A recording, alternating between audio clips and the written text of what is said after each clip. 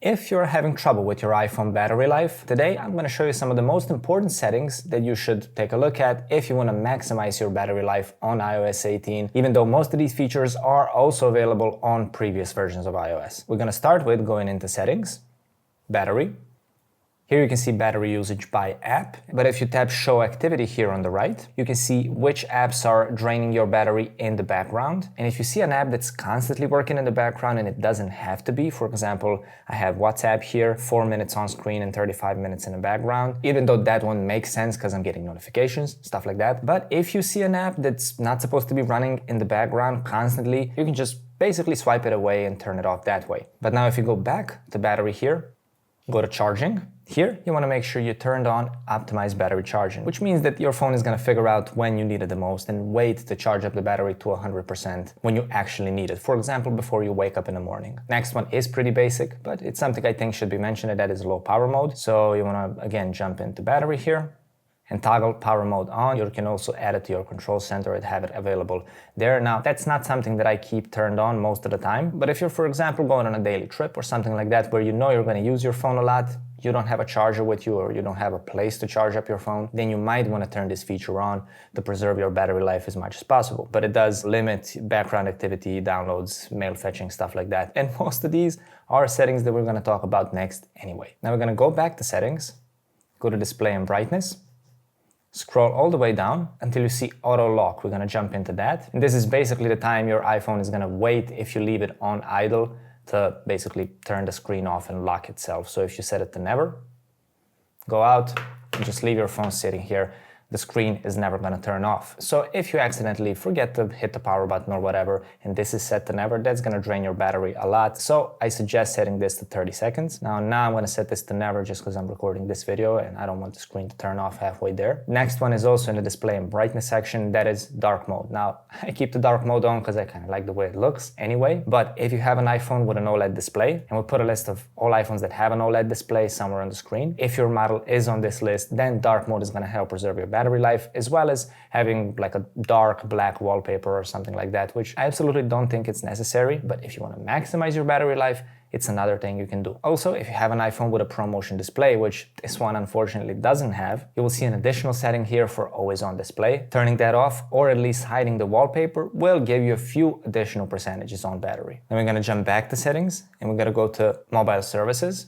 And in general, Wi-Fi drains much less battery than your LTE connection. So whenever you can, definitely use Wi-Fi. But if you don't have Wi-Fi available, you want to jump into mobile data here, go to voice and data. And at least for me, since I still don't have 5G in my location, I keep this on LTE. Now, if you have 5G and if you really need 5G, you can absolutely turn it on. Just keep in mind that 5G networks are still not that reliable and they do drain a lot more battery life. And I don't feel like there's a huge difference between 5G and LTE, at least in most areas today. With LTE, you'll still be able to comfortably stream, game, whatever, basically anything you want to do on your phone, you can do with LTE, and it's going to save a lot of battery life. Going back to settings, scroll down to sounds and haptics. And of course, if you are in silent mode, that's going to drain less battery because your phone doesn't produce noise, right? But aside from that, you can jump into haptics and go to either never play or play in silent mode. Haptics are basically vibrations. So when your phone is ringing, when you get a notification or something like that, your phone's gonna vibrate, right? And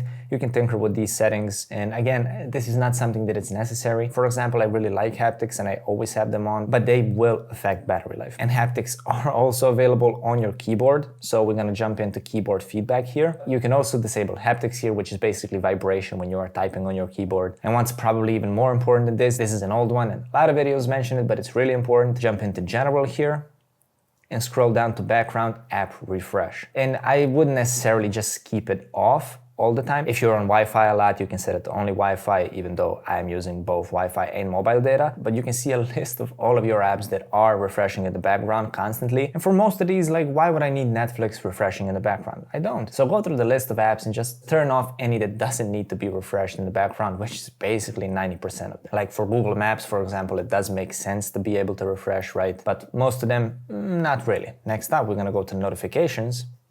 I'm gonna go to scheduled summary here. And here you can basically schedule all your notifications to be delivered at a certain time. So for example, we're going to hit YouTube and Gmail here. We're going to add apps, set the time you want to receive the first summary and then the second summary later in the day, and you will not get any notifications from those apps you set in the meantime, just at the time of these summaries you picked here. And again, you have a list of all apps you're using, and you can just add them as well. If you don't need a notification from a certain app right away, you can add it to the schedule summary feature. And of course, notifications in general are necessary for each and every app, right? You can jump into an app here and just toggle allow notifications on and off. Again, the less notifications you receive, the better it is for your battery. And another one is a bit more hidden, and it kind of ties into the whole scheduled summary thing. We're gonna go straight down to apps that are nicely bundled here in iOS 18. If you have an older version of iOS, they're just gonna be displayed in this main settings menu here, but on iOS 18, you're gonna scroll down, go to apps, scroll down until you find mail, go to your mail accounts, fetch new data, and I recommend turning the push setting off, which means that your phone is constantly going to look for new emails in real time. I would definitely recommend turning that off and going here to every 15 minutes or every 30 minutes or even every hour. So you will still get your email notifications. They just wouldn't be instant. If you choose 15 minutes, for example, it's going to fetch data every 15 minutes and notify you if you have a new email, instead of doing it constantly in the background. Also, I'm working on another video about how to keep your battery health, like maximum capacity, at 100% for as long as possible. So if you want to check that out, make sure to subscribe to the channel and do all the YouTube stuff. Oh, and by the way, you can check out this video that popped up on the screen, I guess.